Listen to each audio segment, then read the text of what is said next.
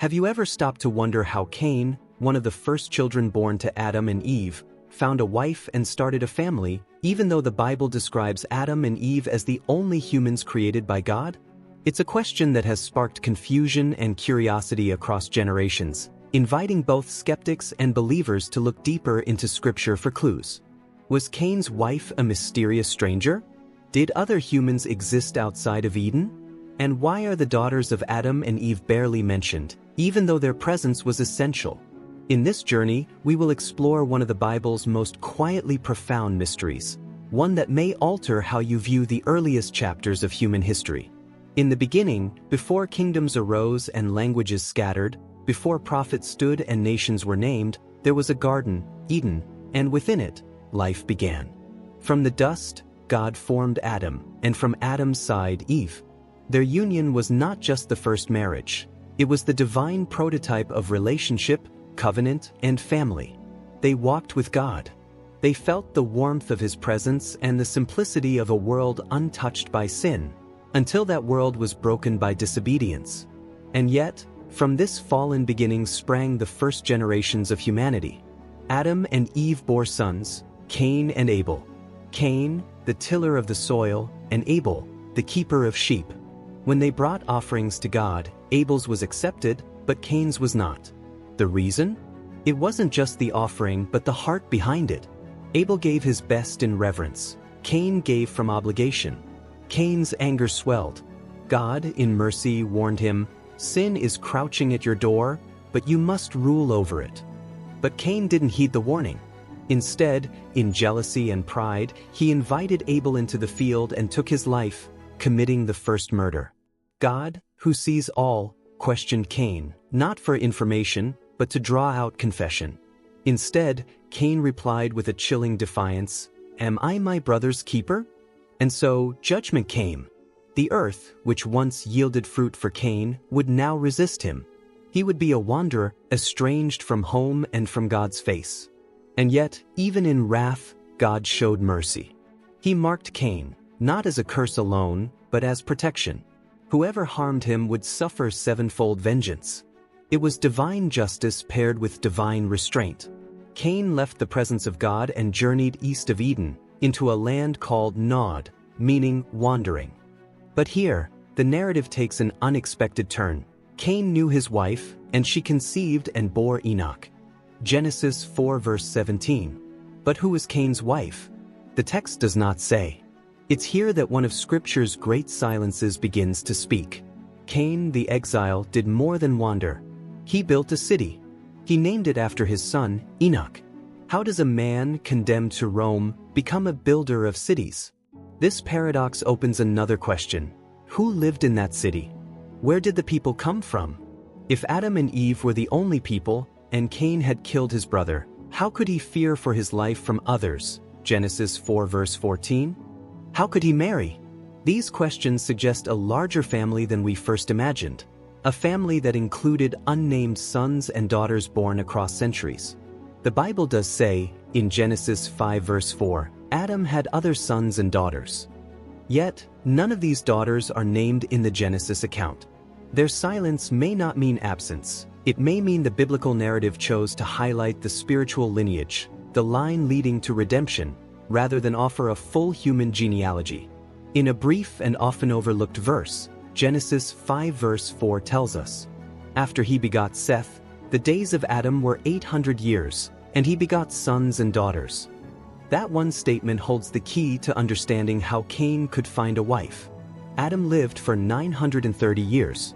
Imagine how many children he and Eve could have had over the course of 9 centuries. Not 3, not 5, but perhaps dozens, if not hundreds. With such a vast family tree, Cain could have married a sister, a niece, or even a great-niece born many decades later. This may seem troubling by modern standards, but in the earliest days of humanity, such unions were not only permissible, they were necessary. There were no nations, no distant tribes, no foreign peoples. The entire human race descended from one couple. Marrying within the family was not sinful then. It was a matter of survival and divine intent. The Mosaic law prohibiting close-kin marriage came much later, Leviticus 18. In those first generations, the gene pool was untouched by centuries of mutation. The original human DNA, created directly by God, was pure. In that context, the physical consequences of close intermarriage, which we now understand genetically, did not yet apply. Cain's wife, then, was most likely his sister or a near relative. Ancient Jewish tradition and the apocryphal Book of Jubilees go further, naming her Owen, a daughter of Adam and Eve. Though the book is not part of the biblical canon, it preserves oral traditions that many early Jewish and Christian scholars respected. According to these ancient texts, Awan became Cain's wife after his banishment. Despite his guilt and exile, Cain did not cease to live, to build, or to love. He and Awan bore a son, Enoch, and Cain established the first city in his name. This act was more than rebellion against God's curse. It was an attempt at restoration, legacy, and permanence. Awan's role, though silent in Scripture, becomes significant when we pause to consider it. She partnered with Cain, the world's first murderer, and chose to raise a child with him. Her name, possibly meaning vice or strength, embodies the tension she must have lived with, a life caught between justice and mercy, shame and new beginnings. From this union came a city, a family, and a dynasty. The line of Cain was filled with craftsmen, builders, and artists. They created tools, shaped bronze and iron, and began developing society. Yet spiritually, this line drifted further from God. While Cain's descendants built earthly cities, another son, Seth, would carry the covenant line, the spiritual heritage of redemption. Eve, mourning Abel's murder, said, "God has appointed for me another offspring instead of Abel, because Cain killed him." Genesis 4 verse 25. Seth, according to the Book of Jubilees, married Asherah, another daughter of Adam and Eve. Her name, meaning sky blue or heaven stone, evokes the sacredness of her role. She, too, is silent in Genesis, but in tradition she becomes the matriarch of the righteous lineage. From Seth and Asherah came Enosh, whose name means mortal man. It was in Enosh's time that people began to call on the name of the Lord, Genesis 4 verse 26. This marks the birth of public worship, prayer, and spiritual awakening. One of the most extraordinary features of the early biblical world is the lifespans of the antediluvian patriarchs. Adam lived 930 years. Seth lived 912. Methuselah, the grandfather of Noah, lived 969 years, the longest recorded in Scripture, Genesis 5 verse 27. These were not symbolic numbers. They reflect a world still echoing with the original breath of God. Why did early humans live so long? Some scholars suggest it was due to a pre-flood environment that was more stable, perhaps with a protective atmosphere or unpolluted ecosystem. Others propose that the original human DNA, unmarred by centuries of corruption, was more resilient. Still others point to divine purpose. God allowed long lives so that knowledge, culture, and legacy could stretch across many generations. But something shifted. In Genesis 6 verse 3, God declared, "My spirit shall not strive with man forever, for he is indeed flesh, yet his days shall be 120 years. After the flood, human lifespans dramatically decreased. Noah lived 950 years, but Abraham would live only 175. Moses, precisely 120. The long lives were no longer necessary. Humanity had changed. Civilization had matured. And so did God's laws and expectations. In those early years, with few people on the earth, long lives allowed for the earth to be filled, as God commanded in Genesis 1 verse 28. Adam and Eve's unnamed children multiplied, intermarried, and spread out, founding families and settlements. Cain's city, Enoch, marked a turning point. It was the first urban development, born not from divine instruction but from human ambition. Was it an act of rebellion or of hope? Perhaps both. Though marked and exiled, Cain still yearned to leave a legacy. And God, in mercy, allowed it. From this point onward, the early world begins to divide. Cain's lineage becomes known for worldly accomplishments, metalworking, city building, music.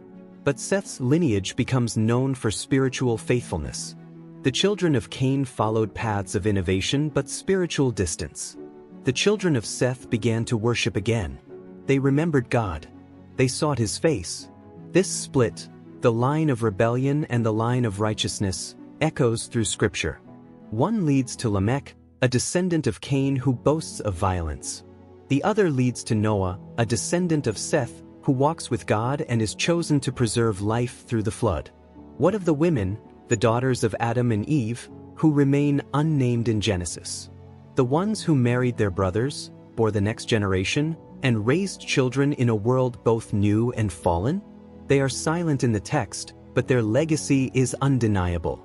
Without them, the human race could not have continued. Their anonymity is not a sign of unimportance, but a reflection of the Bible's focus on redemptive history rather than exhaustive biography. Still, tradition names two: one, Cain's wife, and Asherah, Seth's. These women stood at the crossroads of humanity's first moral crisis. They bore children who would shape not just history, but theology. From them came lines that would eventually lead to Moses, David, and Christ. Their silence in the sacred text may call us not to forget them, but to look more closely. The stories of Cain and Seth, of Onan and Asherah, set in motion two parallel paths that would define the spiritual heritage of humanity. Cain's descendants moved outward, away from God's presence, crafting the tools of civilization but leaving behind the altar. His great-great-grandson Lamech became a figure of arrogance and vengeance, boasting that if Cain was avenged sevenfold, he would be avenged 77-fold. Genesis 4 verses 23 to 24. This was not humility, it was escalation. The spirit of Cain had multiplied, but Seth's line moved inward, back toward God. From his son Enosh to his great-grandson Enoch, and then to Methuselah, and finally to Noah, this lineage was marked by reverence. It was Enoch who walked with God, and then he was no more, because God took him. Genesis 5 verse 24. His was the first life translated from earth to heaven, bypassing death altogether. He was the prototype of a future promise, that death is not the end for those who walk with God. Then came Noah, born into a generation that had forgotten righteousness. His life would become the hinge of human history. Through him, God would preserve a remnant. His obedience would float upon judgment's flood, ensuring the continuity not just of humanity, but of God's promise. And so we return to that haunting question: who was Cain's wife? The answer is no longer puzzling. She was most likely his sister, or a niece born many years later. The genealogical gaps in Genesis do not deny her existence. They simply emphasize what matters most to the sacred story: the line of spiritual redemption. Acts 17 verse 26 affirms, "From one man he made every nation of mankind to inhabit the whole earth." This confirms Adam and Eve as the origin of all humanity. There were no other races, no alternate human lineages. All people, whether born in cities or deserts, trace their roots to Eden's dust and God's breath. Any theory suggesting other humans existed apart from Adam and Eve lacks biblical support. Genesis 3 verse 20 is clear. Adam called his wife's name Eve because she was the mother of all the living. That includes Cain's wife and every generation after her. It's important to remember, the Bible was never intended to be a complete genealogical record or a historical encyclopedia. It is a spiritual narrative focused on God's relationship with humanity, the promise of redemption, and the path to salvation. That's why the daughters of Adam and Eve are not named. That's why Cain's wife remains unnamed in the canonical text. Not because they were unimportant, but because the Bible chooses to spotlight what matters for our faith, not every detail of ancient life. Yet their silence is powerful. It invites us to look deeper, to ponder the hidden lives that formed the world. In the unnamed daughters, we find echoes of our own longing for recognition, for purpose, for legacy. In their anonymity, we discover that even the most unmentioned lives are seen by God. As we close this exploration, the once mysterious question, who was Cain's wife, unfolds into something far richer than a genealogical puzzle. It reveals truths about human beginnings, divine mercy, judgment, and legacy. Cain's wife was more than a character lost to time. She was a mother, a builder's partner, a thread in the human story. She carried life forward in a world just learning to walk beyond Eden. Whether called Oan, as the Book of Jubilees suggests, or left unnamed in Genesis, her presence was essential. So too were the other daughters of Adam and Eve, Asherah among them, women who became the silent pillars of the human story. They were not background figures, they were the mothers of all who followed. Their stories, though veiled, are felt in every heartbeat of history. Cain and his descendants symbolize the pursuit of legacy apart from God, a life of cities, tools, and progress, but also vengeance and separation. His line reminds us of what happens when humanity seeks greatness while ignoring grace. Seth and his lineage represent the restoration of worship, the rebuilding of communion with God, and the hope of redemption. From them came not just civilization, but covenant. From them came prayer, worship, prophecy, and ultimately Christ. These two lines, Cain's and Seth's, are more than bloodlines. They are spiritual metaphors, forever entwined in the human soul. One leads us outward into self-reliance. The other leads us inward toward trust and surrender. Each of us walks between those two lines every day. The Bible's focus is not to name every individual, but to reveal every essential truth. As Isaiah 55 verses 8 to 9 reminds us, "For my thoughts are not your thoughts, neither are your ways my ways, declares the Lord. As the heavens are higher than the earth, so are my ways higher than your ways and my thoughts than your thoughts." We are not given every detail, but we are given everything we need. Cain's wife, Seth's daughters, and the many unnamed lives of Genesis all played their part. Their absence in the spotlight does not remove their value. So who was Cain's wife? Most likely, a sister or niece, born in the long, fruitful years of Adam and Eve. Her name may have been Awan. She may have lived in Nod, partnered with a cursed man, and raised a child who would lend his name to the first city. And what do we learn from her? That God allows life to continue even after judgment. That mercy often follows wrath. That the human story is deeper than the names recorded. That faith is about trusting in the author, even when some chapters are left unwritten. What do you think? Was Cain's wife truly Awan? Do the traditions of the Book of Jubilees help fill in the gaps? Or should we stick strictly to Scripture alone? Let this conversation continue, not just to satisfy curiosity, but to deepen faith. For in every shadow of the biblical record, there is a glimmer of God's light, calling us to seek Him, trust Him, and walk with Him. Thank you for joining in this journey. May the wisdom of the Word, the grace of God, and the mystery of creation draw you ever closer to the one who writes our names in His book, whether they are mentioned in history or not. God bless you.